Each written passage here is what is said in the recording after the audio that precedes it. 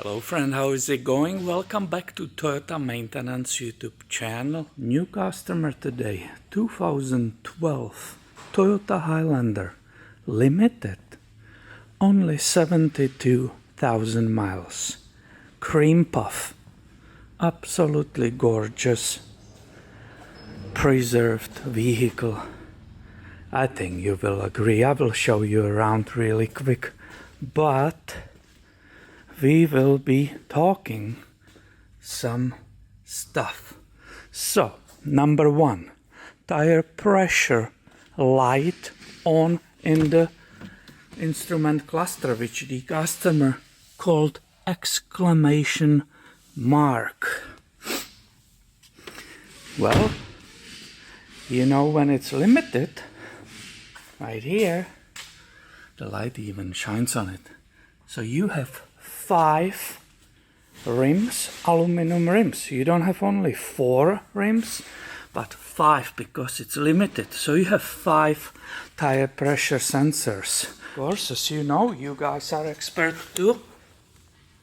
Here is the matching tire, and you know that was low. That was barely 20 psi. The moment I adjusted it, I started the engine. In approximately 5 to 10 seconds, the tire pressure light, warning light, came off. So you know how this works. There's no button to push underneath the dashboard. We already fixed one problem. As I was adding the pressure in the spare tire underneath the vehicle, I realized that I'm going to fix number 2 complaint on this vehicle. She said when I'm driving around, sometimes backing out of my driveway from back, there will be high-pitched sound, very low noises coming out of the back. As a new customer, new vehicle to inspect, I went on the test drive and I heard very lightly some squeaking from the back. Well, guess what? When I was laying down here, adding the air into the spare tire, I touched that and immediately heard that squeaking. It's rubbing on the heat shields, so anytime a tiny bit moves, it squeaks. Also, you are also big experts, and I know you are behind the computer saying, Peter, didn't you see the spare tire is installed incorrectly? This is wrong way. Of course I saw it. I was just waiting for you to bring up to me. So in this video, I want to get rid of that squeak. I want to install that spare tire correctly for her. So that gives me opportunity to film how to access spare tire on 2012 Toyota Highlander. Let's go to do that. To enter or access our spare tire, we have to get in the trunk and start removing this trim right here. And this will vary by the trim, depending how many things you have here, what came with the vehicle. So I start with this part. This might not be included in yours. In order to get rid of it, I will pull one of the side panels. Now I can raise this. I should do both. That's the other side. Of course, I cannot imagine being on the side of the road and dealing with all of it, somewhere in the rain or the snow, but it's doable.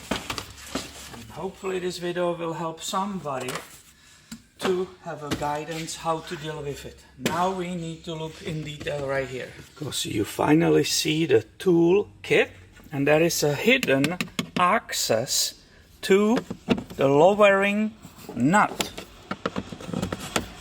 You just pop it up. Hopefully you see the nut and the tool. Hopefully nobody ever removed that. And you have it right here.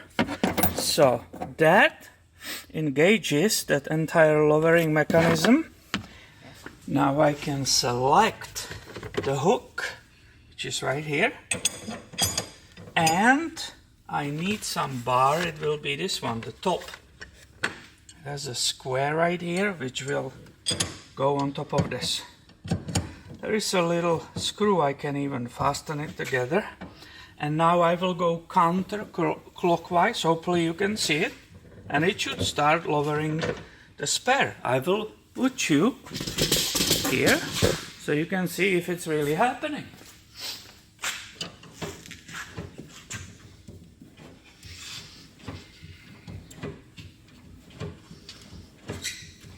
Again, I feel sorry for somebody doing this, having a flat tire on the side of the road, but it is what it is. It can happen.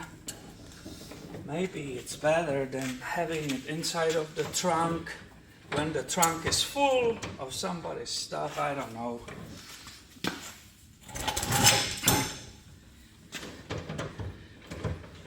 This, if you look at the manual, it actually will come, the cable in it is long and it's coming all the way up. I should be not scratching the rim because the tire is wider than the rim. So we said clearly, all of you knew it, this was the wrong way. The rim actually should be facing up.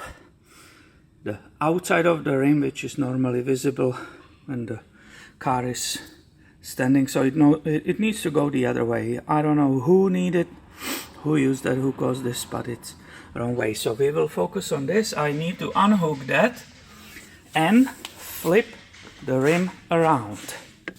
Okay, are we ready? We are ready. So the cable is long, which is very helpful. I will lift it a little bit and it should move through. Alright, so this is the mechanism, and what we have to do, turn this rim this way. It's amazing, there's still sticker, factory sticker, beautiful full size rim with a brand new tire. And now I'm going backwards. I hope you see the detail. It just fits inside and boom, now it will be lifting it correctly. I flipped the handle up for myself. I think I had it the wrong way. I will grab here the nut and now I'm going, there is plenty of space right here, that's good. Now I'm going basically clockwise and it will start pulling on it and dragging it underneath the vehicle. I don't have to do that. Yep, I can help do it if I wish so, but let's see. It's all in your owner's manual, obviously. It should be in the glove box, but I made this video.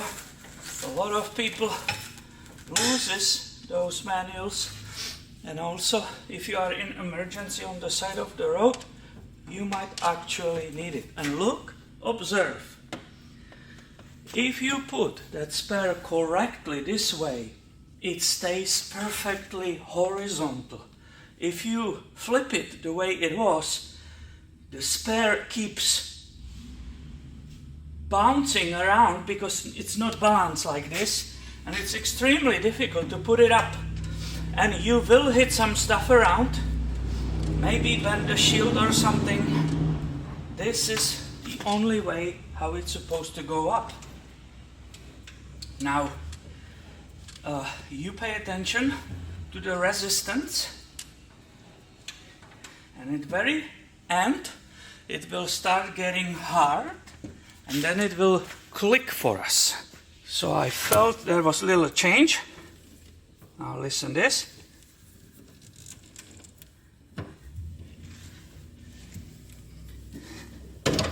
Oh yeah, and that was it. And you know, even if you jump under, you know that spare, it's perfectly installed. And if I guys grab it and try to move it around, it will be not making that squeaky sound. Let me show you. See?